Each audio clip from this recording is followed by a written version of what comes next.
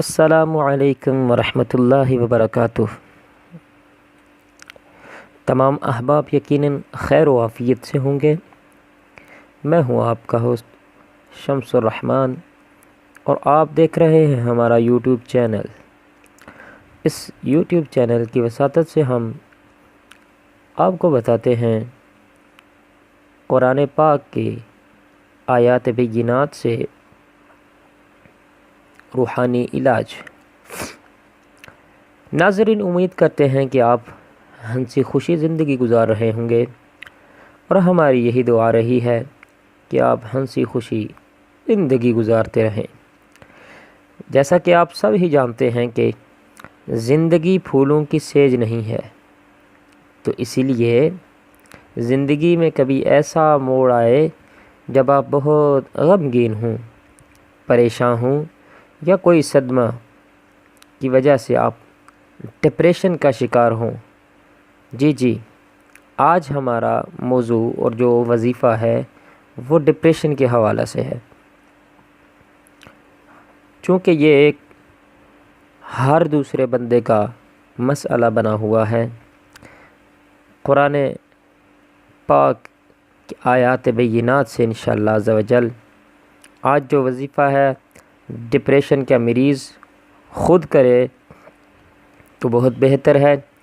اگر کوئی قریبی رشتہ دار، کوئی بھی بندہ اس کا علاج کر دے، وہ یہ وظیفہ کر کے اس بندے کو پانی پہ دم کر کے پلا دے تو انشاءاللہ عز و جل اللہ کے کلام سے اس کی یہ روحانی بیماری دور ہو جائے گی۔ تو چلتے ہیں ہم اپنے وظیفہ کی طرف۔ کوئی بھی شخص جو ڈپریشن کا مریض ہے اس کے لیے قرآن پاک کے سپارہ نمبر 30 کی سورت نمبر 86 جس کا نام ہے سورۃ الطارق، چھوٹی سی سورہ مبارکہ ہے۔ سورہ مبارکہ کا نام ہے سورہ طارق۔ ایک مرتبہ اول درود شریف پڑھنا ہے، ٹھیک ہے جی۔ یہ سورہ مبارکہ ایک مرتبہ پڑھنے کے لیے اول 23 مرتبہ درود شریف پڑھنا ہے۔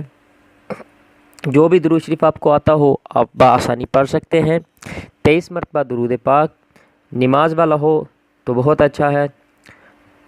23 مرتبہ درود شریف پڑھنے کے بعد ایک مرتبہ سورہ طارق جس کی پہلی آیت مقدسہ ہے والسماء والطارق، شروع سے لے کے آخر تک پڑھنی ہے، صرف ایک مرتبہ۔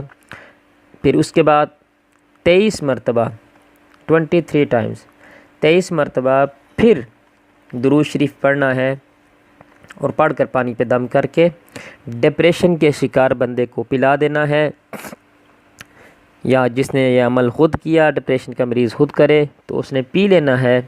کچھ دن یہ عمل کریں، انشاءاللہ سارے رنج و غم قرآن پاک کی برکت سے دور ہو جائیں گے اور تمام احباب اس بیماری سے نجات پا جائیں گے۔